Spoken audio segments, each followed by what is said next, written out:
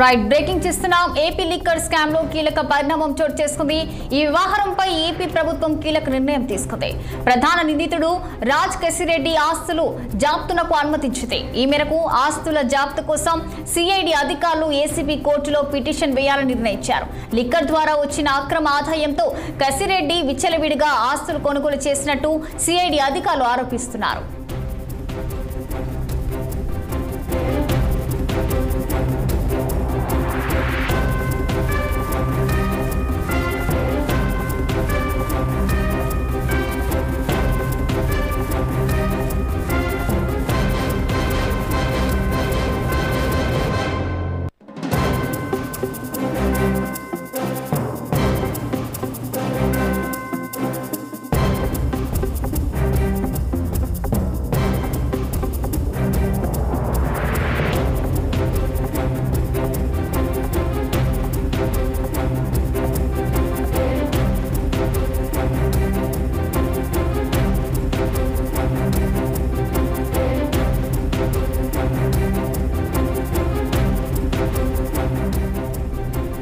AP liquor scam లో కీలక పరిణామం చోటు చేసుకుంది. వ్యవహారంపై ఏపీ ప్రభుత్వం కీలక నిర్ణయం తీసుకుంది. ప్రధాన నిందితుడు రాజ్ కసిరెడ్డి ఆస్తుల జప్తునకు అనుమతించింది.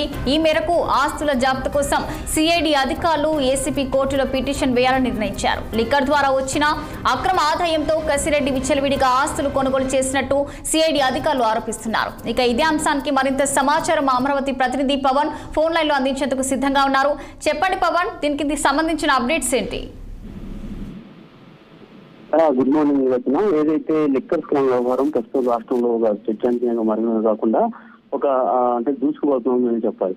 ఇప్పటికే కూడా ఈ లిక్కర్ స్కామ్ సంబంధించి పలువురు ఏదైతే గత ప్రభుత్వ హయాంలో అక్కడ లిక్కర్ స్కామ్ వ్యవహారంలో కూడా పెద్ద మొత్తంలో ఆస్తులు కొనుగోలు చేశారంటూ కూడా ఇప్పటికే కొన్ని ఆరోపణలు అయితే వెల్లువెత్తుతూ ఉన్నటువంటి నేపథ్యం అయితే కనిపిస్తా ఉంది. సో మరి ఈ నేపథ్యంలోనే ఈ యొక్క లిక్కర్ కేసుకు సంబంధించి కూడా ఏపీ ప్రభుత్వం కీలక నిర్ణయం తీసుకుంది. నిందితుడు రాజ్ కసిరెడ్డికి సంబంధించి ఇప్పటికే కూడా ఈ వ్యవహారం రాష్ట్రంలో ఒక చర్చ కొనసాగుతున్నటువంటి నేపథ్యంలో ప్రస్తుతం రాజ్ కసిరెడ్డికి సంబంధించిన ఆస్తులు మొత్తం కూడా జప్తు చేసేందుకు కూడా ప్రభుత్వం ఒక ఇప్పటికే కూడా ఒక గైడ్ లైన్స్ విడుదల చేసింది. ఈ రోజు జరుగుతున్నటువంటి ఈ యొక్క కేబినెట్ సమావేశంలో కూడా కొన్ని కీలక అంశాలతో పాటు ఈ లిక్కర్ స్కామ్ వ్యవహారానికి సంబంధించినటువంటి దానిపై కూడా చంద్రబాబు అయితే మాత్రం మంత్రుల ద్వారా కొన్ని వివరాలు అడిగి తెలుసుకున్నటువంటి పరిస్థితి కనిపిస్తా ఉంది. ఈ యొక్క లిక్కర్ స్కామ్ సంబంధించినటువంటి వ్యవహారంలో దాదాపుగా చూసుకున్నట్టయితే పెద్ద మొత్తంలో కూడా అంటే మంత్రులతో పాటు మాజీ సంబంధించినటువంటి కొంతమంది పెద్ద మొత్తంలో స్కాములు చేయడమే కాకుండా కొన్ని ఆస్తులను కూడా కూడబెట్టారనేటువంటి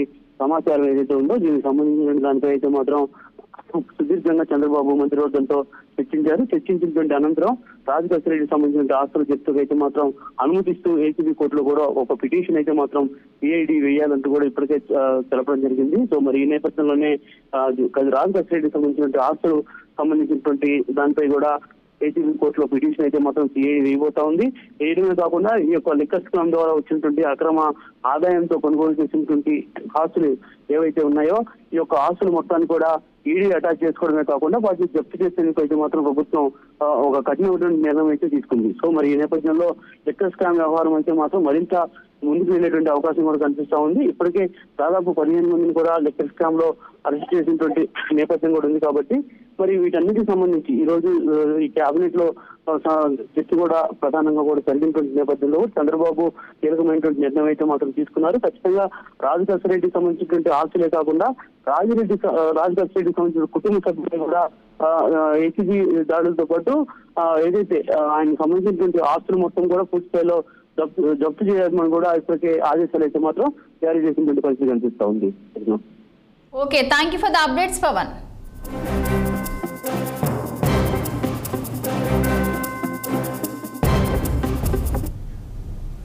నల్గొండ జిల్లా నార్కట్పల్లి పిఎస్సిఎస్ కేంద్రం వద్ద